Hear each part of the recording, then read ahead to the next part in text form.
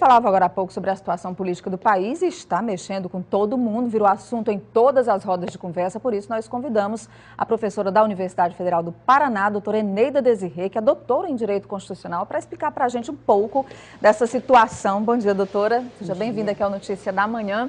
A gente falava agora há pouco, inclusive com o recém-nomeado pelo presidente interino Michel Temer, para um cargo que é piauiense, mas enfim, falando sobre essa situação do país e o que ainda podemos esperar dentro desses 180 dias, que é o prazo máximo para o julgamento do mérito do pedido de impeachment da presidente afastada Dilma Rousseff. Do ponto de vista constitucional, por exemplo, o que se fala sobre novas eleições? Poderia isso acontecer nesse período, até outubro ou final do ano, doutora? Bom, no Brasil até o passado é incerto, então na verdade a gente não futuro, sabe exatamente o que pode acontecer.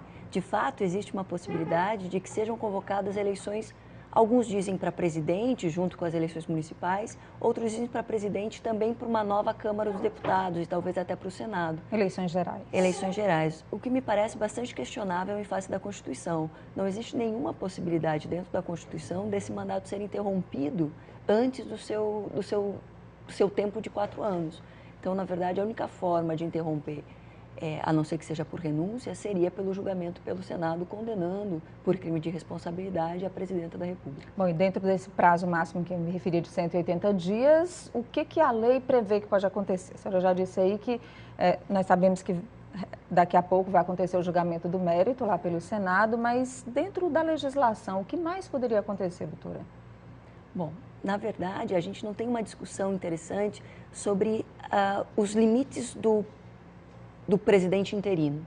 Então, a gente tem certas dúvidas até constitucionais até onde poderia ir o presidente em exercício nessa ocupação temporária de cargo. Ainda que passe de 180 dias a análise do mérito, o que acontece é apenas que a presidente volta para o cargo e esse julgamento continua acontecendo.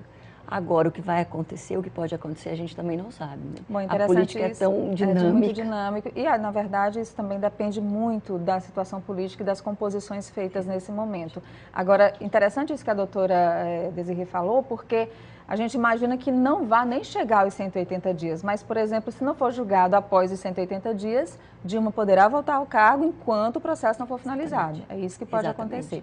Existe uma discussão também sobre o novo sistema político para o Brasil, né? E muito se fala em parlamentarismo, em ter que mudar. Na sua opinião, como jurista, isso seria uma alternativa interessante para o nosso país nesse momento? Com a pouca confiabilidade que se tem hoje no Poder Legislativo, derivado um pouco da demonização da política, com a qual eu não concordo nada, mas também um pouco pela prática do Poder Legislativo e as votações no impeachment, mostraram que, na verdade, a sociedade tem pouca confiança em seus representantes. Então, fortalecer o papel deles dentro do sistema político, transformando o presidencialismo em parlamentarismo, não me parece uma boa solução. Além disso, a cidadania brasileira já foi perguntada sobre essa escolha entre presidencialismo e parlamentarismo e decidiu em 93 pela manutenção do presidencialismo. Então, me parece, como constitucionalista, que isso só seria possível com uma nova Constituição e não dentro da Constituição de 88, com uma reforma, com uma emenda. Me parece que isso seria questionável a adoção do parlamentarismo. A reforma política seria uma alternativa interessante? Uma reforma política mais profunda, porque nós tivemos uma aprovação recente de uma bem rasinha, né? A gente tem reformado o sistema todos os anos. A gente até brinca que é quase um Java. Cada vez que você liga o computador, você tem que atualizar o sistema eleitoral por conta das mudanças na legislação. Esse ano a gente vai experimentar coisas novas, como uma campanha mais curta, a proibição de doação de pessoa jurídica. Não sei se uma reforma política resolveria de fato. Há um mito de refundar o país, de começar tudo de novo. Me parece que seria necessário mais, seria uma conscientização do eleitor em relação aos efeitos do seu voto. Na verdade, quem decide como vai ser a política é o eleitor ao escolher os seus representantes.